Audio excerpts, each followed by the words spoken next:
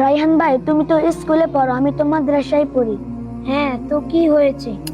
আচ্ছা বলো তো, অজুর ফরজ কয়টি? আমি জানি না, তুমি বলো তো। অজুর ফরজ 4টি।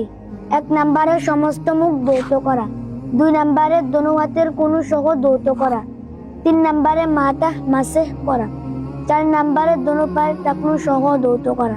স্কুলে তো এগুলো শিখায় না, এগুলো শিখে কি করে? আমরা হলাম মুসলিম, আমাদের জন্য দিন শিক্ষা করা উচিত। আচ্ছা, ওতে তোমরা কি পড়ো? আমরা অতে পড়ি অজু, অজু করে নামাজ পড়ি, আল্লাহর হুকুম পালন করি। আমরা ওতে পড়ি অজাগর, অজাগরটি আসছে তেলে। তোমরা আতে কি পড়ো? আমরা আতে পড়ি আম, আম খেতে মজা লাগে। আর আমরা আতে পড়ি আজান, আজান হলো মসজিদে যাই। তোমরা রশ্মিতে কি পড়ো?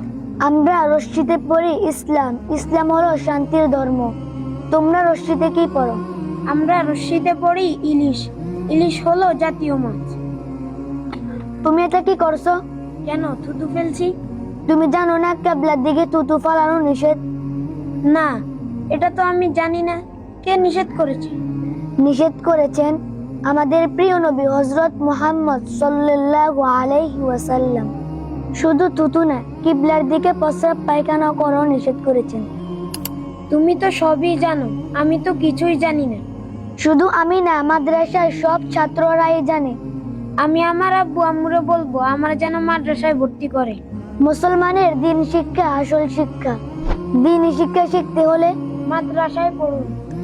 আসুন আপনার সন্তানকে মাদ্রাসায় ভর্তি করে দিয়ে যান। মাহমুদিয়া ইসলামিয়া মাদ্রাসায়, দক্ষিণ অমরনগর, সোনাইমুড়ি, নোয়াখালী। আসসালামু আলাইকুম।